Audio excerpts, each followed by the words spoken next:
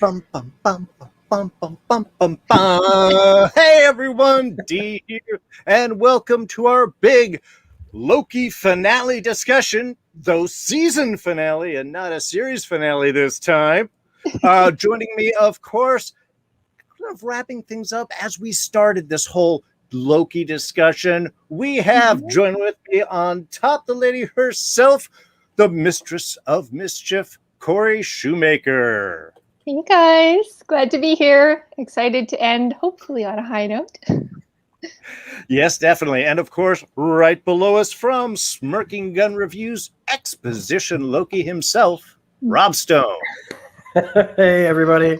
Yep, it's been a very fast 6 weeks, and we are getting ready to just jump right into this show that, yeah, it's nice to know that it's not going to be over. So let's just jump right in, right? Indeed, indeed. And of course, joining us also in the chat, as always, Silva Surfer. Immortus, greetings to you as well. So, yeah, I think, we're not going to really waste a whole lot of time. I think we are just going to sort of dive into things. You have seen us discuss the show all the way up until now. Both Corrie and Rob has been with us, so we're all kind of caught up right at the end, and there's kind of a lot to unpack. A lot of people with a lot of strong feelings from this finale. Want to be sure to say hi to NV Warren joining us here in the chat as well. How you doing, man? All right, so let's just get into things. Rob, why don't you lead us off as our exposition Loki? What did you think about this episode? What did you think about the big reveal? He Who Remains. Again, a lot to unpack. Why don't you jump right in here on what you thought of that? Okay. Guys, no, I mean, we were all saying by the fifth episode, I think we'd all just given over to the fact that it's going to be a Loki. But I was fighting hard the whole way to say that people don't even know who Kang the Conqueror is. There is a strong possibility that they're going to put his ass in here. And I'm glad that I stuck to my guns. I was right about something for once, even though we all did kind of change our opinions. Well, I'm mad at myself for not sticking to my guns, because when the door opened and it was Jonathan Majors, I was very, very happy. Oh, yeah. Well, I mean, and I've got to say, I've definitely eating crow, because I was with you. I was like, there's no way they're going to bring Jonathan Majors. He wasn't even hired until after they finished filming. They could never put him in. We should never say that Marvel can't ever do anything because they can make it all happen right before our eyes. But yeah, I have to say, I don't know, from a reveal, while a Loki was the most likely candidate from where everything was going, yeah, I gotta say, I was stoked the minute we saw Jonathan Majors there when the elevator door opened. I was like, and so just cash, so, hey man, what's up? Yeah, like that was perfect. Just chilling like a villain, and so we had that going for us. So right off the bat, really, really great surprise. Since most of us had given over to that idea that it was going to be a Loki, like I said, I thought that they could do this with Kang. I still maintained that since most of the audience doesn't know who Kang is, it wouldn't be that big of a deal. He's not a Dr. Doom. He's not a Lex Luthor. Even, just in name-wise. As far as reputation, as far as power, as far as what he can do, he is a heavy, heavy hitter. But again, it's name recognition. It's kind of like Agatha Harkness. It's like nobody knew who that character was until people started Googling it. So we had that going for it. We had, great stuff with the TVA, with Owen Wilson and this actress, Gugu Mbatha Raw, who I just saw her on the first season of The Morning Show, and she is fantastic on that. And in this as Judge Renslayer, I liked what they were doing here, and just them trying to figure out what to do now that they know, now that everybody's about to know what went down and what's true about the TVA, that there was some interesting stuff going on there. But I had some problems with where it ended up, even though it was obvious where it was going, in my opinion, because so many shows just do you can't, when you give somebody two choices and you know which one they're going to pick, because if you pick the thing would end the conversation, that's not interesting enough. That doesn't cause more conflict or drama. So there was that, and I was a little displeased with that, but I knew that the other way was impossible to go with in the first place. I thought it was more of like a logic problem of the character and a little bit just poor writing, just because I think more of Sylvie as a character, and I thought that they wrote her a little, just a little too petty, if you want, but more than that, bigger than petty, but like she couldn't rise above her own thing that was going on. I know that she was including what the TVA, and pardon my voice, I've got a cold, including what the TVA had done to people. Mm-hmm. But I thought Loki had a much better argument than her. But again, like I said, you could see where the choice was going to go a million, like right from the get-go. And I'll pass it along before I ramble too long. Yeah. All right. Well, yeah. Corrie, why don't you give us your little summation of the episode? Then we can sort of dive into the individual bits, because again, there is, obviously a lot to unpack there and a lot of moments. And again, stuff that people I think really enjoyed and some that I think there's a lot of split opinions on. Okay. That's a lot to ask. I'll do my best. Well, as I say, let's just start with the overall. What did you think about this episode, and did it deliver in the way that you wanted to, or not? No, it didn't. Okay. No. All right, folks, we're going on to the next. No, go ahead. Next question. No. Because we had talked so much and we had built up the TVA and who's behind the TVA and who's the man behind the curtain and the Wizard of Oz kind of analogy.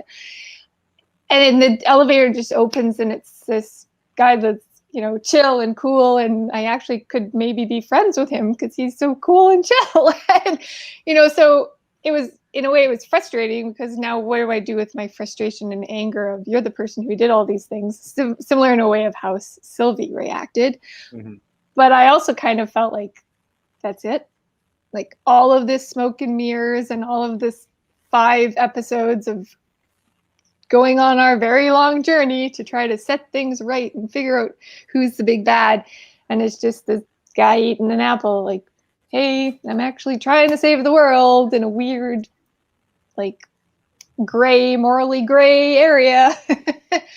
So that was a bit of a letdown. I guess I just wrote it was underwhelming because I was expecting it to be a little bit more of similar to what we saw in WandaVision, where we find out, oh, the villain is actually a witch and she has these powers, and okay, there's this big fight scene, and Wanda has to outthink her to get out of the situation and put up the ruins, right? Mm-hmm, mm-hmm. And we didn't really get that, and I'm not sure if that's because they're doing a season 2, so they don't want to play all their cards at once. So they're like, we'll give you a little bit of answers and then we'll just hook you on for season 2 of Loki.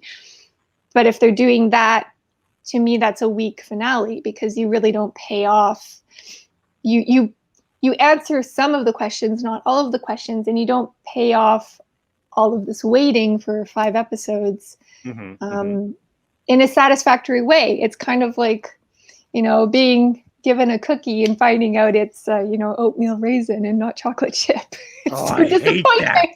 So like, come on. I thought I was getting one thing and I bit into it and I got something else. This is why I have trust issues. Oatmeal raisin cookies, So that was just a little bit underwhelming. And as Rob was saying, exposition Loki, there was a lot of exposition. There was a lot of talking and explaining, and as an author, it's the one thing you're told not to do. Don't do the info dump chapter in your novel. You need to sprinkle it through. So I wish we could have met, or at least learned things about Kang in other ways before we saw him at the end.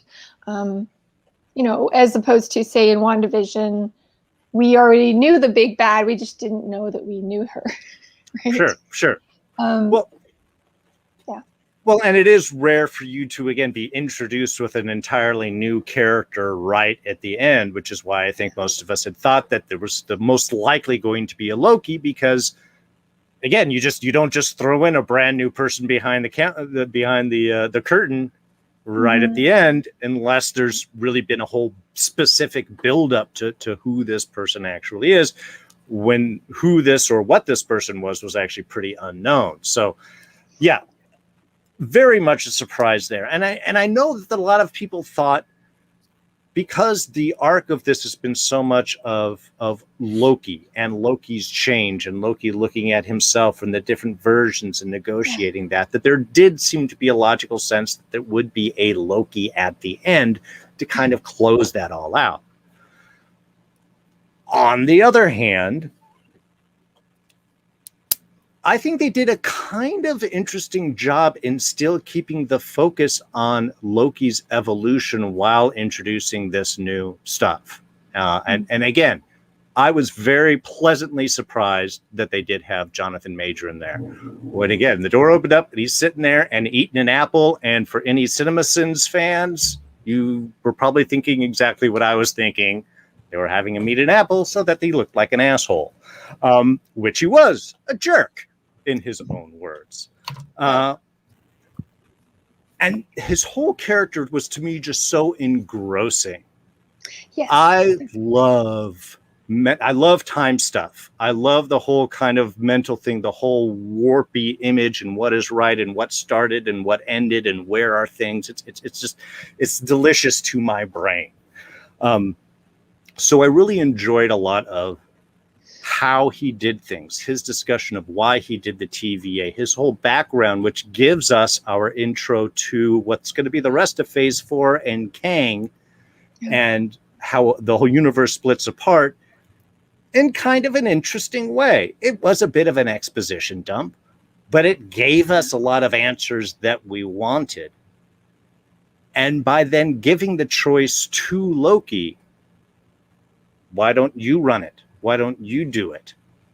I don't know. To me, it kind of came up to an interesting point, because when we had the Loki-Sylvie moment at the end there, it was Sylvie who couldn't change and evolve. She was different, so she could fuel that change in Loki, but she couldn't change beyond what she could do. And I'm not even saying that Loki could evolve, but what he was willing to do was at least consider. He didn't give an answer. He was like, can we just talk about this for just a moment? The god of chaos weighing the importance of order. To me, was an interesting and a Loki-centric, arc. It did sort of change things. And yes, we didn't get a full thing because we have a season 2 and they want new directions to go in. But as a way to track Loki's own evolution, plus at the end kind of give us this unexpected delicious piece of fruit on where things are going, that you could either watch, or I'm sure if you just saw the movies and missed this, they would still give an interesting and acceptable explanation of why all this time travel was going on. But it's like you're getting this little view into where things are going. So I know a lot of people, again, have their ups and downs of where this was and was it satisfying? To me, it was just, again, there's timey-wimey mental madness in here, and I really appreciate that. And I love the gift of the splintering multiverse in front of us, just from a visual standpoint, was beautiful. And I'm, excited to see a season 2. So while I think I've got a little better opinion on this particular episode, just of how it satisfied what I wanted, I can see where in a lot of ways many people are like, what the heck? What did we just do?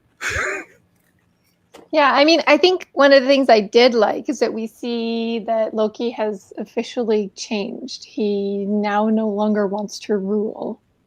And he tells Sylvie that straight up. Like, I don't want to rule. I don't want to, I just want to make sure you're going to be okay. Sure. He's concerned about somebody else other than himself, technically speaking, like another being, even though she is a Loki, right? But he's actually learned to care about someone in a way that I don't think he would even care about Thor or his family. Like, there's no baggage there in a sense, which makes it even more sad when he's betrayed by her, which I know is something we talked about, that wouldn't it be interesting if she's actually the one that betrays him instead of him betraying her? Because we were discussing that. Is Loki going to make good on his promise? And ironically, he's the one that changes, and she's the one who, as you said, was being a bit petty. I felt like she was so focused on getting her revenge and so focused on her one goal that she couldn't see the forest from the trees. Yeah. Like, she just couldn't let it go. And that becomes her downfall in a sense. Well, and actually you brought up an interesting question there about betrayal, because she feels that he betrayed her. Others of us are thinking that she betrayed him. Was there a betrayal? Are they both right? Are neither of them right? They walked in there with the same goal, and then once they got in there and saw what was really going on, he was able to register what was being said. He was able to take it in, and for her, it's just bouncing off. Didn't matter anything he said. I mean, and it didn't matter that he even told her to grow up. Yeah. And maybe that didn't help because she was already pretty pissed off, and she's just been sitting on this, and this is the culmination of everything she's been working towards her entire existence, is to get to this point. And the person that I didn't trust, and I, became to trust, I guess, not really, I guess in the end, gets me here, and now he wants to talk about it. And I don't think it's a betrayal. I just think it's her growth. It just shows that he was growing, and she really didn't grow as much as we were hoping that she would grow. Did Kang bait her, though? When he says to her, do you think you can, Loki, do you really think you can trust him? Like, to me, I'm wondering, is that like the chicken or the egg? Like, does he say that because he knows that will set her off, and that's what will cause the division between the two of them, which will then cause the split? Yeah. Like, is he a master manipulator in that sense, that he knows exactly what's going to be said, but is he the one who's pulling the strings? Well, yeah, knowing if I say this, she'll do that. But that would also imply that he wanted a specific outcome, when he at least seemed to imply that he was kind of curious where things were going to go. He didn't know what was going to happen.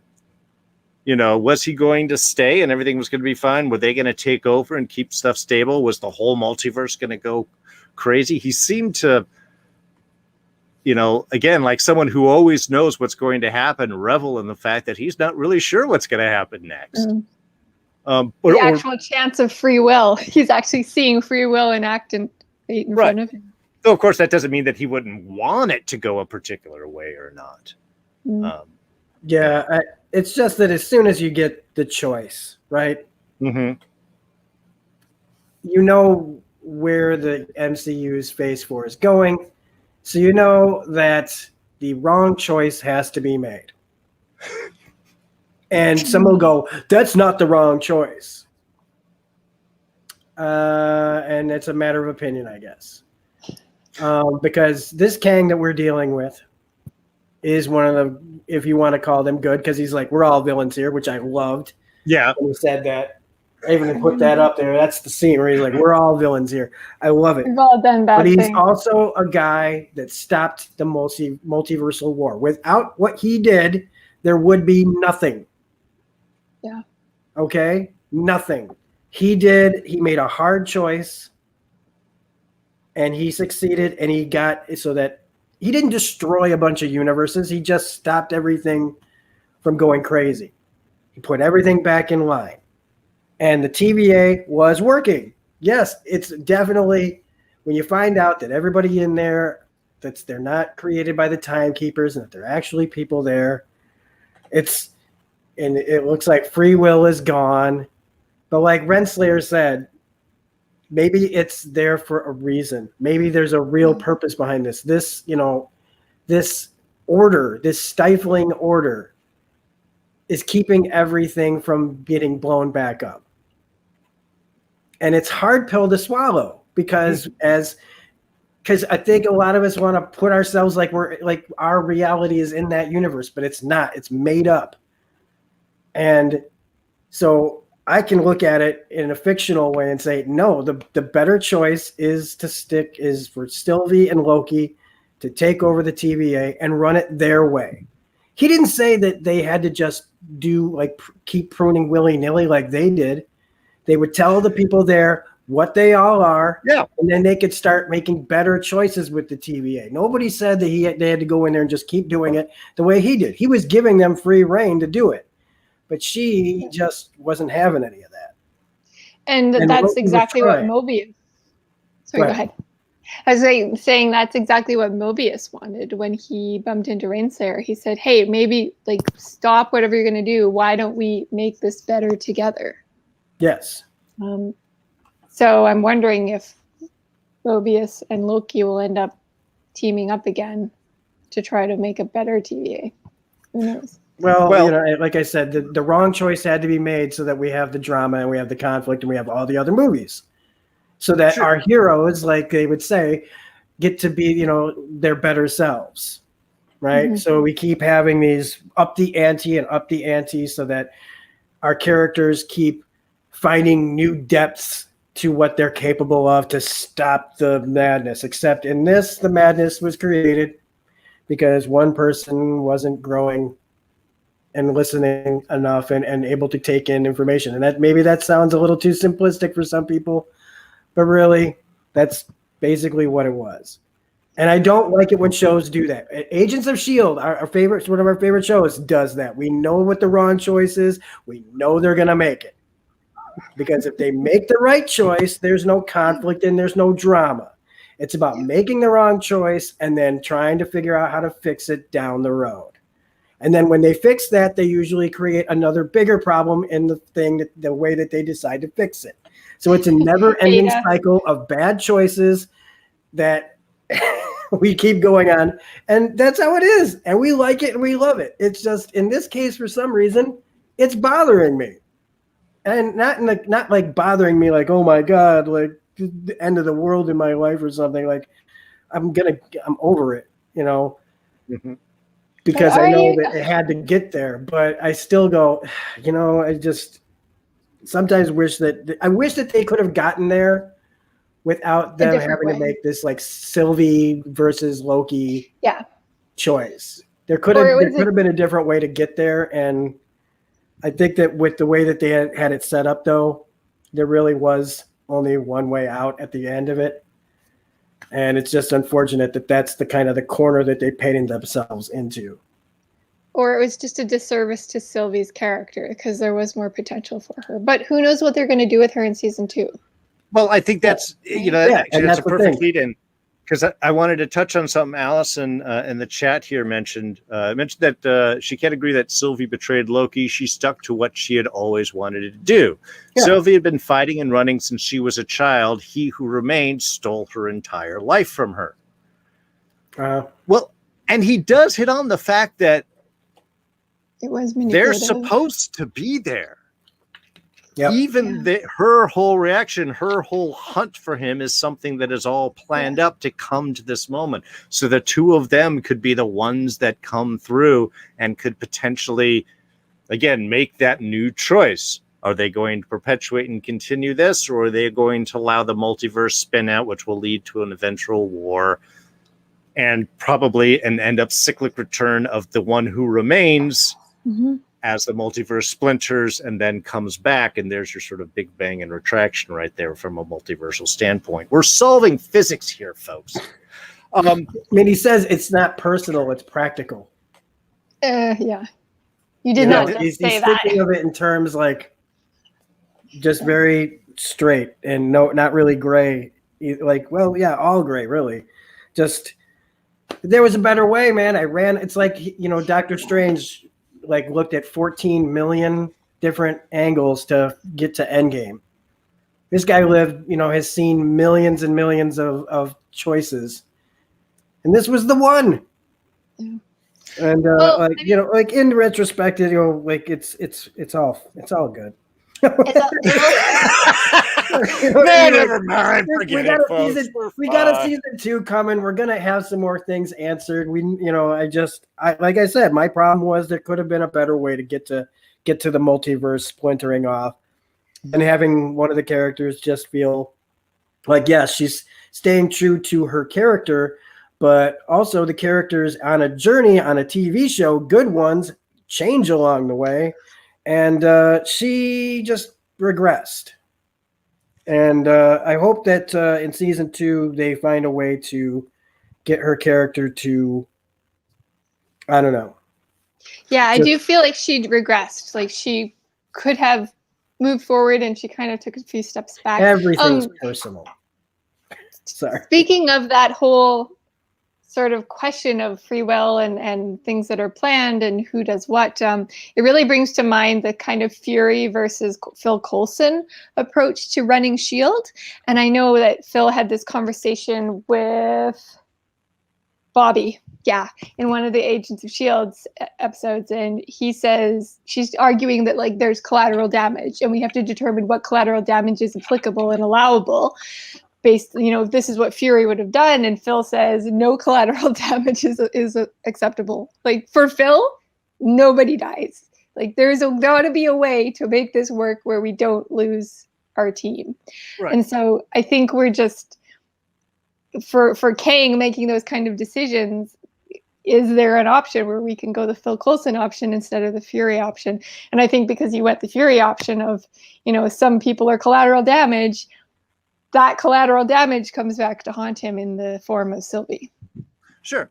But in that sense, was his, he had talked about reincarnation, an endless cycle. Is he just knowing that this is part of the cycle, that he had chosen these two to have the potential where chaos accept order, or will it remain in chaos? And well, in that sense, chaos kicked order out of a portal, so he couldn't be in the way, and went after and finished what she wanted to do.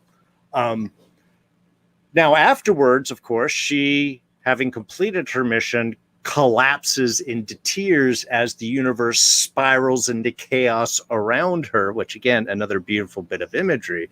But is that just the first step in her season 2 evolution? The fact that I couldn't stop from getting what I always wanted, making the wrong choice, as you were mentioning before there, Rob. Loki's do, and they always end up in destruction. And now having seen the chaos, the intensity of the chaos that has wrought, will she now be open to really team up with our other Loki and become a better person? Because we have a season 2, they do open up that kind of range, which I think is interesting and maybe where they would want to go. I want to jump real quick into a couple of the comments here in the chat. First, leading off, April E. We all know who the real big bad was, Ms. Minutes. And you are correct. It was super creepy when she popped up there in that castle. With the devil's bargain. The devil's, exactly. And then she's just like, should have made the right choice. As they walk away, she's like, oh, now you're gonna get it. Super creepy. Envy Warren mentions that he who remains got sick of his job and was trying to find a way to get unemployed. And sorry, he's projecting.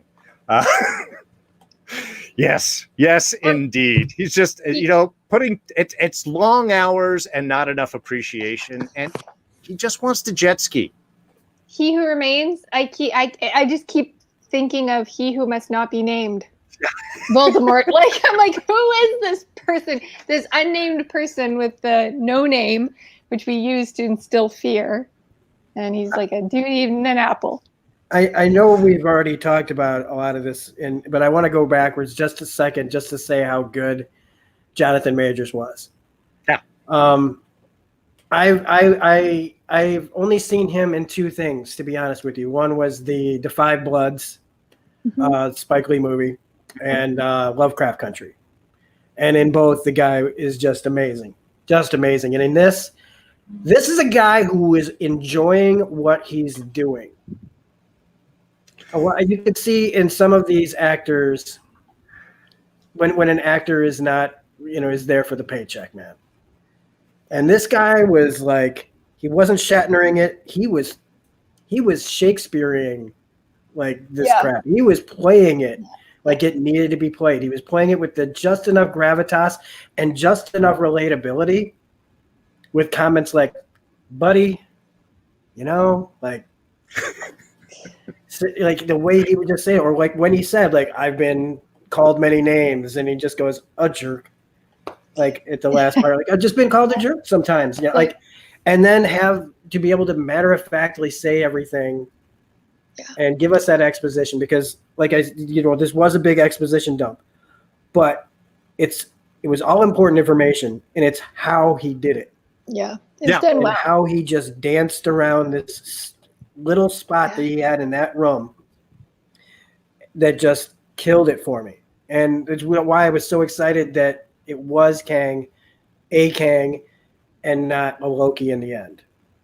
Because if it was a Loki in the end, as much as we all thought that that's what it was really going to be, because it's all been about Lokis, it would have just been, all right. No, it would have been disappointing. I agree. It was exactly what we thought it was going to be, kind of like what they've been doing, like all the speculation, and it really is just kind of the simplest thing. But in this, they gave us that right turn and gave us exactly what we didn't think they'd have the guts to do, and they gave us a perfect casting. And as bad as the villains were in a movie we're going to be talking about, this was a good one. And he just rose it again, so that people, all right, DC fans, start telling us how bad our villains are still, because this guy is going to be playing multiple versions of himself, and this guy is the kind of actor to do it. And I just can't say enough good things about the choice that they made to not just cast him, but to do him in this, to introduce the fans to this character, and where they're going to go with him, man. It's going to be wild, man. It's going to be so freaking wild. You guys have no idea. The non-comic book readers out there have no idea where they can go with this guy. Well, to me, that was that was the fun thing about it too, because again, he's not Kang. He is a variant of, but he is different, which means he gets to play this as the aged Immortus, the one at the end who's seen it all, done it all. He's tired, exhausted, the almost wizened version of him. Yeah. And when we get to see him again, an entirely different take. From an acting standpoint, to be able to play, like you just said there, Rob, the variances, those different versions of yourself. God, how yummy for him must that have been. And he warns them. He's like, okay, but you're gonna meet my other selves, and good luck with that. Like, he's that's like, the other thing is he was one of the good ones. Yeah, he's like, I'm treating you with the kid gloves. Quotation marks, good. He's making. Let's say this real quickly, then, because there's going to be characters that our heroes make choices that you could go, well, if this doesn't go right, and like we've got Reed Richards coming up eventually, and Reed makes some pretty crazy calls. Oh yeah, in the Fantastic Four, some stuff that will make you go, oh, good Lord. And wonder if he's, riding that line between hero and villain. But the fact that we're going to see all these different things, and I hope that they give at least homage to at least some of the high notes of Kang and the different ways that he's been portrayed over the years, not just with Immortus here. But yeah, I really dug it. Miss Minutes is. Well, y'all. This is our segue into the TVA thing. This is our segue into the TVA, because when she pops back up in the TVA and hands Renslayer the information, she's like, this isn't what I wanted. She goes, well, this is what he thinks, you'll find more useful right now. And she's like, who's he? Yeah. Who is, if she's not talking about our Kang in this episode, then who is she talking about? And again, I'm not going to say what y'all think I'm probably going to say, which starts with the letter M and ends in Ephisto. I'm not. No, I'm not I think going they to say can have that. their different But parts of the whoever universe it is, working. she doesn't know who it is. And Miss Minutes just bounces. See, I assumed, but probably incorrectly, that this was our Kang who is sending her files to help, knowing that there was going to be the split of the multiverse, knowing that there's maybe a possibility of taking the bad, evil, super bad Kang down. If it's the Kang that's in the TVA that Loki gets teleported to, which is not the previous TVA, it's a different TVA. Yes. Thank you. That was going to be one of our next little points. But just a quick comment about Kang. I will say I did love how he does a really excellent job of playing the like welcoming, calm, cool, but also crazy kind of not really trustworthy character. And the whole time I was watching it and he's got that apple, I'm just thinking, man, he would make a really good Satan. Like if you had to play and you needed a Satan character, he would be a great like person to just make those offers and, just manipulate the words and get you to a point where you're like, I don't know what's right, what's wrong, what's truth, who's lying. I'm so confused. Well, and I think he did. He had that perfectly, and that was that whole crazy, straightforward, the practicality of his offer. It's like, yeah, this is insane. It's crazy. It's all this, but it's also, how we keep the universe working in a sane way and doesn't kill itself. So, you got to make the choices. There is something just objectively insane about that, which also, you're right. If you've been around for a million years, right? Millions of years, you're probably not firing on all cylinders. You're probably thinking a lot differently than most people when you've seen as much as he has. I think he has a little bit more up on all of us, including Sylvie, right? Mm-hmm. To be able to say some of this stuff. All right. She might have been around, like she says to Loki, this has been my existence since before you were even, around. But this Kang has been around the block millions of times. He might know what he's talking about. He is the block. But also he's going to be crazy. In any one of these kind of stories, whenever you find the person at the end, they're almost always off. They're not going to be thinking on the same level as someone who's only been around for a couple, like let's say Sylvie's case, a few hundred years or whatever, maybe a few thousand. A few thousand is nothing compared to millions. And and us regular ass people, we're lucky if we get 100 years to figure out everything that's going on. And some of us can't even make it 100 years without going crazy. So, yeah. Also, so 2 questions. Is the location he is in, was that destroyed by the Time War? Because it looks like it's all broken and destroyed. Second question, how can he, without destroying or causing a new branch, let Loki and Sylvie live out their ideal lives, letting Loki, win at the Battle of New York and kill Thanos? How can he I just kept thinking, what's the catch? What's the catch? Yes, you're going to plug us into a computer and we're just going to be dreaming these scenarios. Is this going to be an Ada situation? What's the catch? Because nobody offers that without some kind of a devil's bargain in the mix. Oh, here you go. But the catch is they would never have chosen that. Oh, okay. Well, yes, so. But you'll notice that Miss Minutes offers this. He never brings it up. He only brings up his deal. So maybe what's the deal that was going on with Miss Minutes? Mm-hmm. Oh, so you think Miss Minutes maybe working her own little side project outside of possibly, maybe she's got 2 masters. Yeah. Kind of thing. Somebody with their own agenda outside of all of this, maybe perhaps. Could it Sure. be Satan? Mephisto? That, it is possible. And because I think we're doing all the classics, folks. Well, and it does make sense because, we do have multiple villains going on. As much as we're talking about the whole spin-off of the timelines, and that's leading to Multiverse of Madness, technically Multiverse of Madness would have happened already.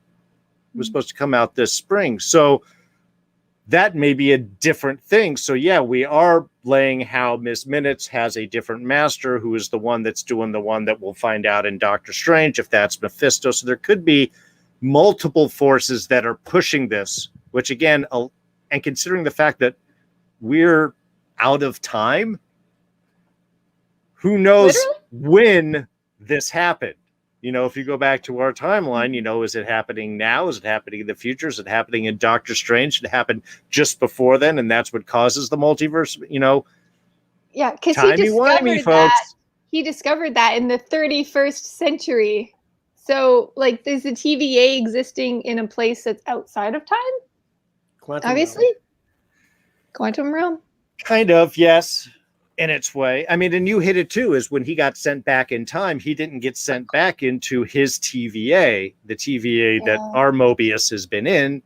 It's a different one with a Mobius that doesn't recognize him and different artwork, one that looks more Kang-ish as leading the TVA. So yeah, by going back, now are there multiple TVAs? Each trying to control their own spiraling timeline? You can see where the madness part of all of this starts to go into play.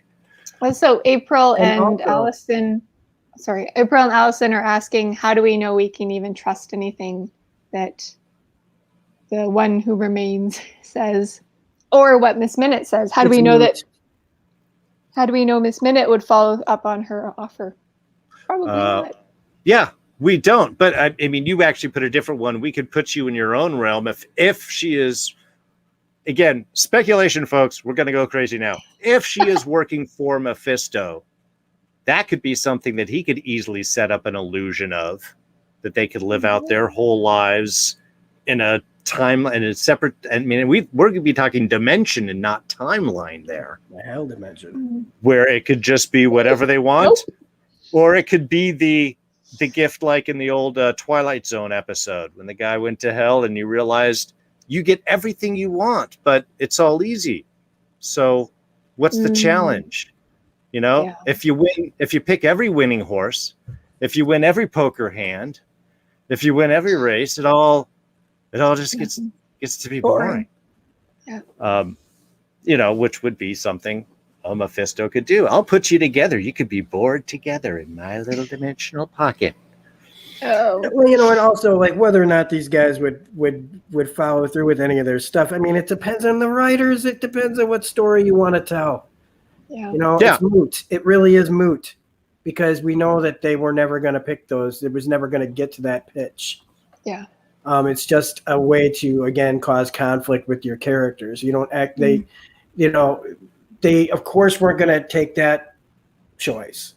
Yeah. I did think, and I'll say this about what Sylvie did, it was surprising in a way, even though I could see it coming a mile away. In a way, it was like there's a lot of shows, and I'll say what this reminds me of is when somebody pulls a gun on the villain and they get talked down. Yeah. And it happens more often, like, don't be like them. And they go, oh God, you're right. This was the time that actually somebody gave in and just to their baser instinct and said, well, screw it, and killed him. And then found out that it probably left them not feeling like as satisfying as it should. But one thing also I wanted to say was they keep talking about the multiversal war. They talked about it right at the very first episode, and we probably brought it up way back then. And that's they talk about it like it's this old thing that happened and that it's going to happen again. But what if it's not again? What if it's this? The release of this is kind of like around and around, like he says, reincarnation. He's that this is just a snake eating its tail. Starts it and then it comes back around, and then Yep, it and starts that it. and where we it comes- are right now is actually the beginning of the actual multiversal war, and that this is all just happening, like how time, like how Fitz describes time. And that what we're seeing, like time being like, especially because of where the TVA is, right outside of time, in its own little thing. They don't probably think of it like a year, right? Because like we would think of it like, okay, if Loki had a watch on and he could say, okay, it is 2020, or well, let's see, he got taken from 2012, so okay, it's like 2012 something, and this was the beginning of the multiversal war. No, this could be the multiversal war they're talking about, and when we see all these Kangs, this could be all the different things that are happening that are going to cause the branch, the secret wars and bringing all these possible stories in. And when it all finally gets recompacted, there'll be Loki, Sylvie, and this Kang at the very beginning of it all, like full circle. Coming back all the way around. Yeah. Did Steve Rogers start the first branch when he went back and spent a lifetime with Peggy? There's a whole movie there. Steve, how could you? but that's the interesting thing. Again, timey-wimey is it's not a then, it's not a when. It happens because it happens all along the timeline, all at the same time. It's happening in the past and it's happening now. It's the big circle, and it's going to blow up and then it's going to come back, and then it's going to blow up and then it's going to come back, in an ever-repeating cycle. Some interesting points. In this episode, we have Sylvie all in black, and Loki's now in some version of white shirt, which I thought was interesting. So they're kind of like the yin and the yang of the Loki. And so Sylvie's, of course, going to go to the dark side. And Loki's going to try to talk her down to... Well, yeah, but also, again, it's just a white shirt, but then he's got the tie and the pants. In a way, he is almost a balance of the colors at this point, which is where he wanted to be at the end. Is I'm not saying we should do what he says. I'm not saying we shouldn't do what he says and kill him. Yeah. I'm saying maybe we need to talk about this for a minute and sort of see what it is we actually want, as opposed to just emotionally responding to it all. And he's still on the whole, like, we write our own destiny. I thought that was interesting of, they're both offered whatever they would want. And Sylvie says it's fiction, and Loki says we write our own destinies. So Sylvie's seeing it as it's a lie, and Loki's seeing it as I am the author of my own choices. Sure. So they both, Sylvie automatically goes to like lies and deception, and well, and that's been her challenge. Don't tell me what to do, or I do what I want to do, and she's exactly. But she's never had anyone, and I think maybe that's the difference. Loki at least knows that there is someone he can trust, his brother, for one. Even though he has betrayed him, and he knows why that he did, he understands that balance of relationship, that you can have somebody that will do things for you. I think that was Sylvie's challenge here, and the one that she wasn't able to really branch off of, the fact that she's never had anyone. Yeah. And the only person that she feels like she could have is a Loki. Yeah. Known for backstabbing. You've literally backstabbed people like 50 times. It was also interesting that when Kang says he knows everything, like he knows it all, he doesn't really know it all. He knows it all to a certain point. But then he says the line, all the scheming, and he looks at Sylvie, and then he says all the talking, and he looks at Loki. So that was kind of like giving us a hint that Sylvie's not going to follow through in the way we hope she's going to follow through, that we just can't trust her. Well, again, she doesn't change given new information. She maintains the missile that she has been unceasingly unending. What was it that Hunter B-15 said? She needs it. Yeah. Renslayer just wanted it, but Sylvie needed to kill whoever was at the top regardless of whether it was good or bad or would help or anything. She needed that release. Yeah, now it's going to be great. Now what do you do? Yeah. And then he has the line, you can't get to the end until you've been changed by the journey. Which I thought, interesting. Okay, Yeah. So what's Sylvie's journey going to be? Season 2, maybe. Yeah, well, it's I'm actually kind of interested now, having sort of set this this beast loose of the multiverse and spiraling. Obviously, in season 2 of Loki, they're not going to fix it. This is something that's going to be playing out in the future of Phase 4 and beyond, and will be shaping a lot of all of our bigger films and such. In that sense, does it become more of the, we just have to get a hold of the TVA, a TVA to try and keep things in line, or we have to, does Sylvie pop up and is like, sorry about that. How can I help? This is not good. I just met 50 of me and I'm a jerk. Maybe Sylvie has to meet a whole bunch of Sylvies to finally get like, okay, this is what Loki had to deal with. Got it. I think that in some ways season 2 has to deal with letting the TVA know, that everybody there know, like, you have a choice, like, we can, tell them what's up. And I mean, some of these people might be like, oh, this is all I know. Mm-hmm. I don't know. I know what I have here, and I know what I feel like I'm doing something important. And maybe if they're shown the difference, like maybe, like some of these people, man, we don't know what all their lives were. Some of these people might be better off because we don't know how they chose them. Right. Yeah. With it's we just don't know if these are, like what the circumstances are. I mean, we do know that like Renslayer in 2018, wherever B19 went, she's a principal. She's a principal at a school, which is the same school that one Kang was also, affiliated with back in the day. Are we going to see Jonathan Majors in 2018? And that same because we didn't see them come back, right? The scene ends with her saying, "We got a lot of talking to do."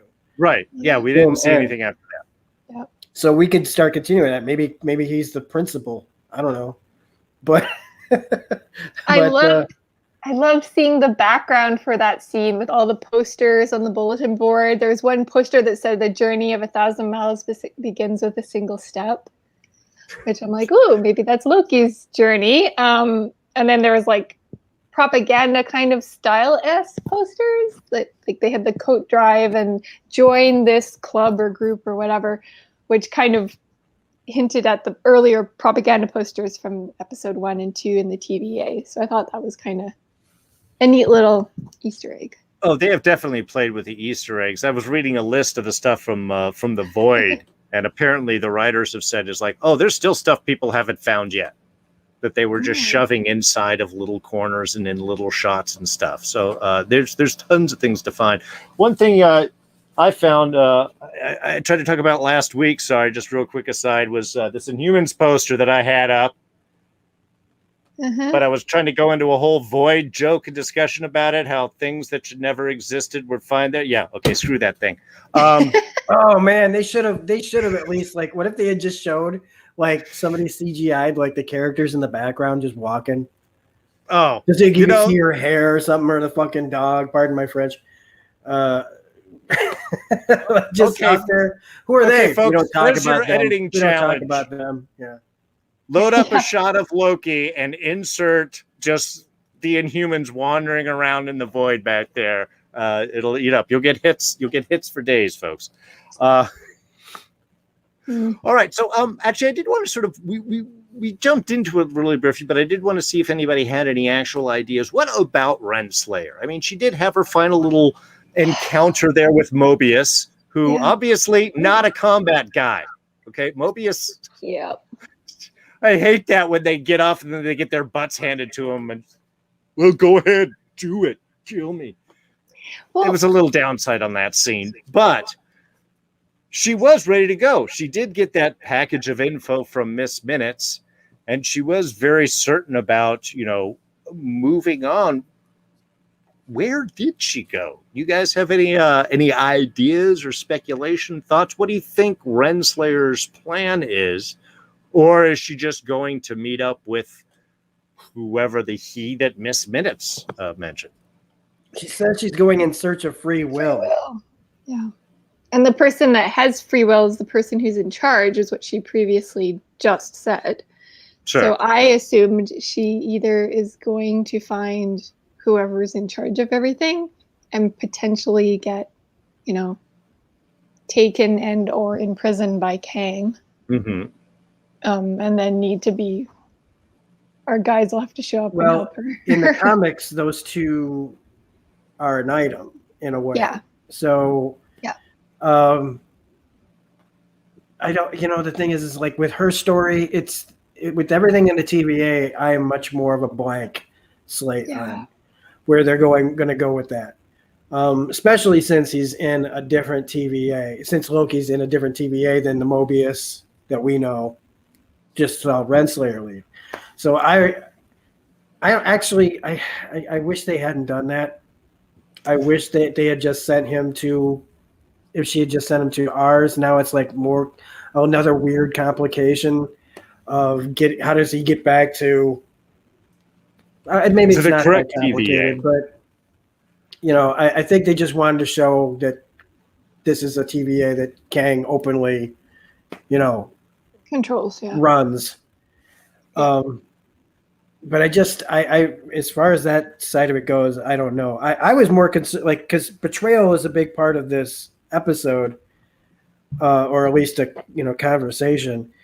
Did he really betray her, or is she just pissed off at that he's questioning her after he found out the truth? Because we have two characters, right, that both. We have Loki and Sylvie's confrontation with each other. Right. Both thought they were on the same page.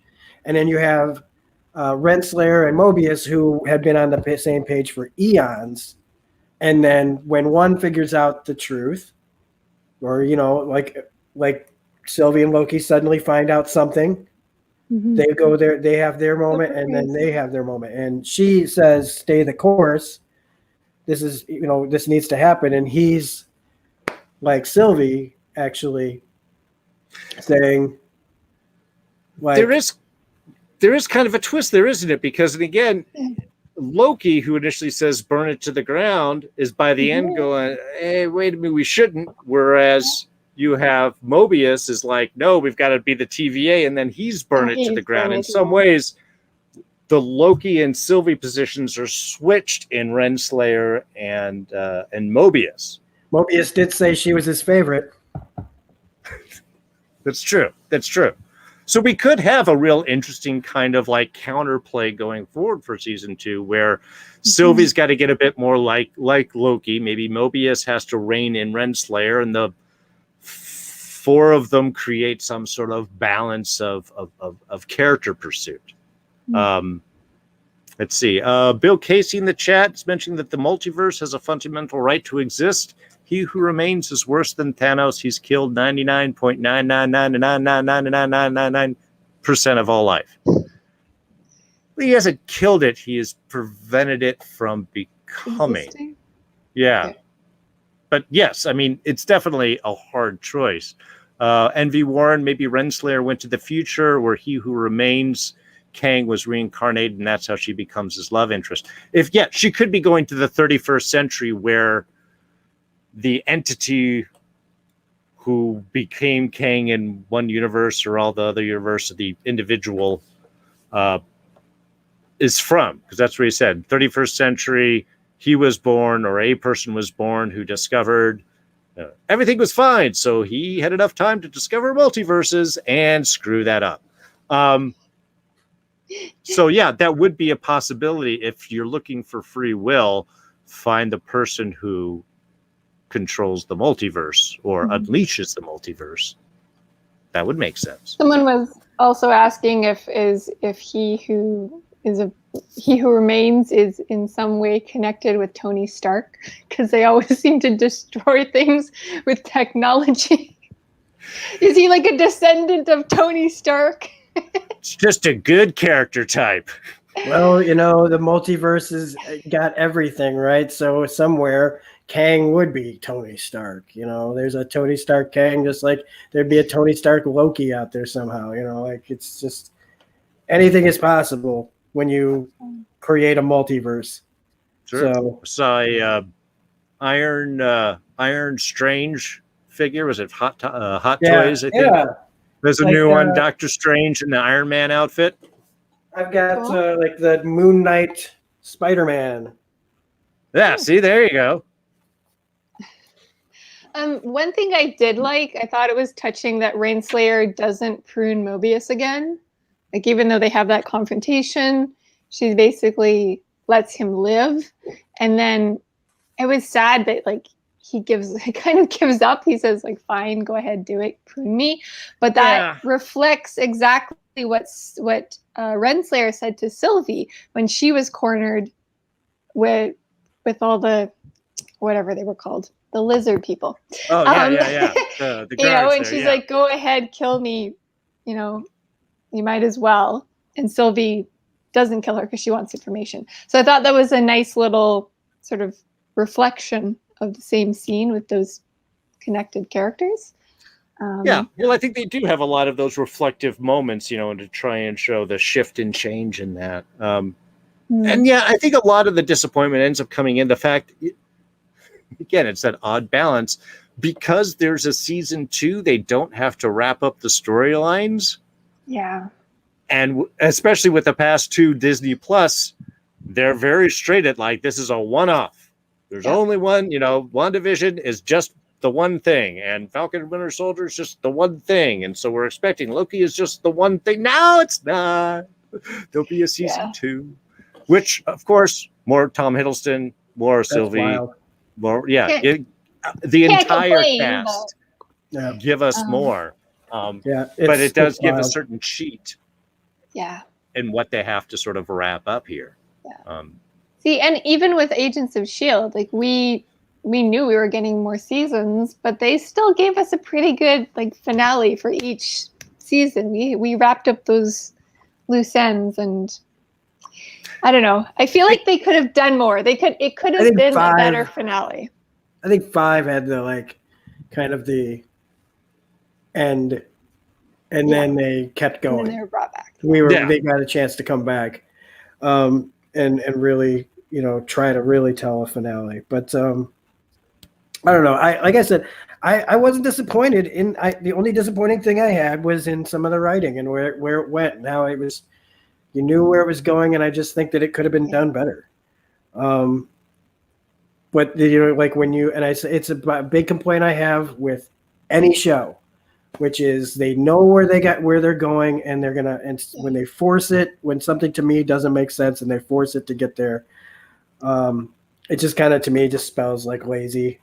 Kind of like, well, whatever, we'll just have this person say this, or they just won't agree, and we'll follow this old tried and true cliche right into the ground. And that to me was the only, I mean, I guess the other disappointing thing to me was that because it was so much just explaining that the big event that happens, we see it, you know, the branching off, but like nothing really else moves forward. We're just still kind of in the same place we were. And now you have to just kind of, we have more information. That's it. And it was necessary information. And it was well told and well acted information. I think a lot of people, as much as the cliched laser beam into the sky and fighting with, you know, lasers and magic and everything else that we didn't see in this, Loki, the series, has never really been about that. It's been about character. And so I feel like our main Loki, played by Tom Hiddleston, still had great character. And then we saw Sylvie get regressed. And that was my other big complaint. Yeah. And just to get to where they wanted to go. And I just, like I said, I think they could have done better getting there. Okay. I think that's fair. I think that's a fair. Corrie, any final thoughts there? I think we've kind of covered everything. I think this has been a good general discussion on the episode. I think we hit most of the points. We're able to catch in some of the comments in from the chat. Obviously, we're setting the stage this is that sneak preview of what really Phase 4 is going to open up to. Whether or not we'll see Jonathan Majors in season 2, I mean, I doubted we'd see him now. If they're going to go after Kang, I think they're going to keep him for the films we'll see him. and not here. But yeah, he seems to be having a blast. So I wouldn't say why he wouldn't want to. Yeah. But yeah, do you guys got any final things that we didn't cover up, or any final thoughts on the season as a whole? Do we want to hit before we sort of wrap things up? I do want to mention, of course, at the chat, we're going to sort of wrap up this conversation, but we are going to kind of jump immediately into a larger chat about another film that maybe shows that the giant action sequence at the end isn't always satisfying when it's the eternal falling platforms. Corrie, I'm sorry. Any last little bits or final thoughts on the season you want to hit into before we transition to our next discussion? We didn't really discuss much about Eliath and how he managed to like experiment on this being and use him to end the Time War. That was the only time where I kind of went, while he was giving his speech, because he kind of went crazy eyes at that point. He's like, I controlled him and I stopped the Time Wars. And I'm like, okay, let's just dial it back a little bit there, crazy. Yeah, so I was just interested in your 2 cents on that. Yeah, well, Eliath, again, we're getting into the realms of comic lore that even stretch my scant knowledge. Yeah. I do know that Eliath is actually like another kind of like Kang and the TVA. He rules over a chunk of time. I think he has the earlier time, then there's Kang, and then the TVA. I can't remember how it lays out. But yeah, he's exactly, I think Rob mentioned this last week when we were talking about the episode. He's exactly what he's shown in the show. He's a giant devouring space monster. And basically, yeah, we have He Who Remains finds him in his journeys, and then basically I think loops him or transports him or moves him to the void so that he can be the dumping grounds, and he just feeds Eliath with all the trimmed lines. So in a way it's like, here's a beast that's tougher than me, I will use him. Yeah, so basically he's trimming all these people and leaving them to perish at the hands. It's like basically Gladiator. Like, we're putting you in an arena. Here's the beast. Have fun. Like, yeah, the dumping ground of chum. Yeah, time chum. Not necessary. Definitely not necessary. As Mobius says. Do you have a point, Rob? I know. Rob. Oh, I'm sorry. I was waiting for you to. You were going, so I just stopped. Okay. It's okay. You keep going. No, we were just waiting for you. That was just my question was about, we didn't really talk about Eliath, and then I guess my overarching comments on this. I don't know. I think it could have been done better. Okay. I just felt underwhelmed by it, and maybe that's just because there was a lot of talking, and I'm hoping we get back into more of that cop buddy sort of approach to Loki and Mobius, because I really liked that from the beginning, and we stepped away from that. As soon as we lost Mobius, we lost that sort of comedic, fun partnership, right? And Sylvie didn't really cut it. She was just angsty, and she looks really mad. She's the girl that's gonna have the tattoo on her wrist and is gonna look at people like she's totally mad at everything. And she didn't want to ride a jet ski, and no, how can you compete with Mobius in that sense? We didn't get the jet ski either. We didn't get the jet ski, and I know a lot of people were very disappointed in that. They're holding that for season 2. And the Funko Pop. There's going to be a Funko Pop of Mobius on a jet ski by next year's con. I'm predicting. I'm just going to throw it out there. All right. Well, Rob, did you have any final little thoughts or observations before we wrap things up here? I was about to go down another road, but I'm gonna pull myself back and and not just not gonna do it because it'll start another it can start another 5-10 minute long conversation, and it's just I'm ready to be done with it. Okay. For a year. Do you But think? no, look, it's still the best thing that they've done. WandaVision's a close second. WandaVision had a more satisfying end, but it was an end, and this isn't an end, so it doesn't get graded at the same level. But far as like satisfying goes, I think this is the better show than WandaVision. But WandaVision since it's over, I think it had a better ending. And Falcon and the Winter Soldier is still that weird in the middle thing. Yeah. Just kind of left me feeling flat. But this to me was a real cinematic show, more so than WandaVision that, had all the television elements, and even Falcon and Winter Soldier, which just kind of felt like it was well shot, but this really felt like a big cosmic movie.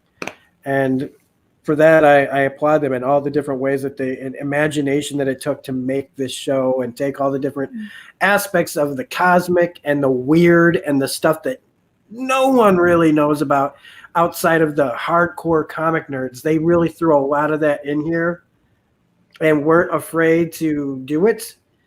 And I just applaud them on that level. And again, because it's the guy who helps make Rick and Morty and is going to be doing Doctor Strange. And I assume he's probably going to be back to do season 2. So we're in good hands. And I think that the finale of this season felt like it probably had some, I bet the director had a lot of notes from Feige and Marvel and Disney for this finale.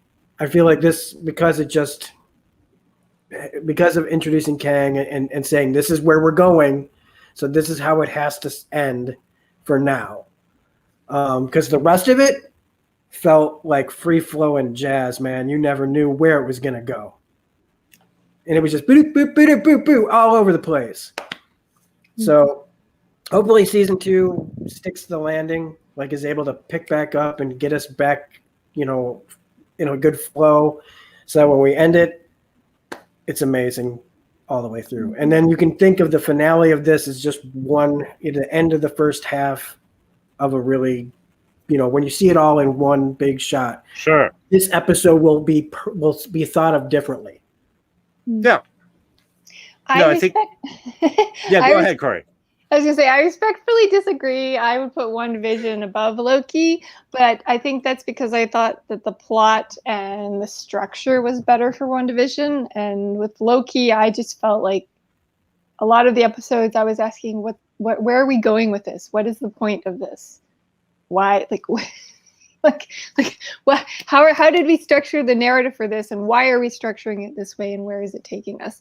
It was very cinematic, but so was WandaVision. But that's just my 2 cents. Was I would have put WandaVision ahead. I found Loki just hard to follow and hard to sort of figure out what they were doing with it in a way that was different from like the confusion of WandaVision, where we were just trying to figure out what's the answer to all of these dropped events that we know are going to pay off eventually. WandaVision was more of a mystery where you're trying to figure out who's causing all of this.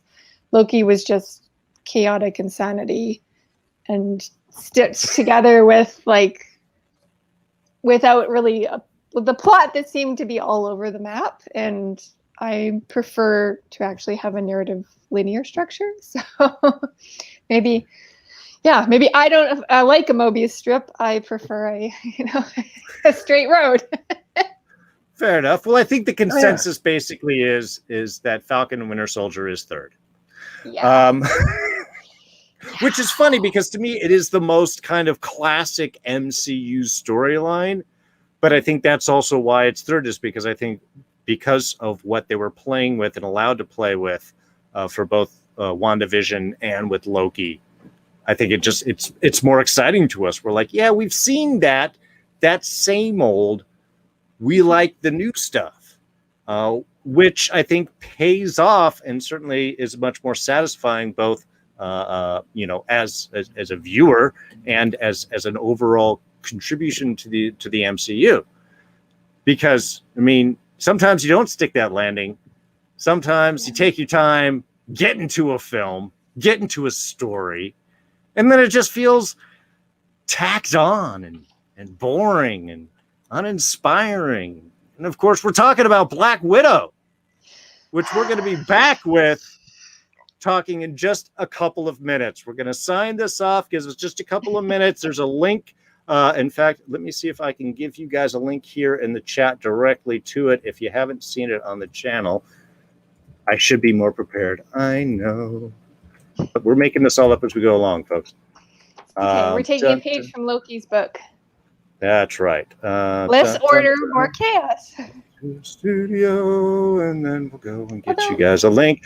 I will throw this. You guys can find this, of course, on my channel, but I'll throw a link right here in the description for us, and you guys can jump right over there. Just give me a couple of minutes, just while I refill my refreshing beverage, and we're ready to move on. So let's see. Here we go.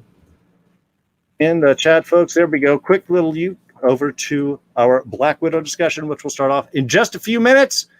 But we had, of course, the mistress of mischief herself, Miss Corrie Shoemaker. We have Rob Stone from Smirking Gun Reviews, our exposition Loki. I am D. Thank you, everyone, for joining us live in the chat. Thank you for everyone joining us in the archives. Please be sure to like and subscribe. And, of course, most important, ignore my Inhumans poster from last week. It never happened. See you guys in just a couple of minutes. Thanks. Bye.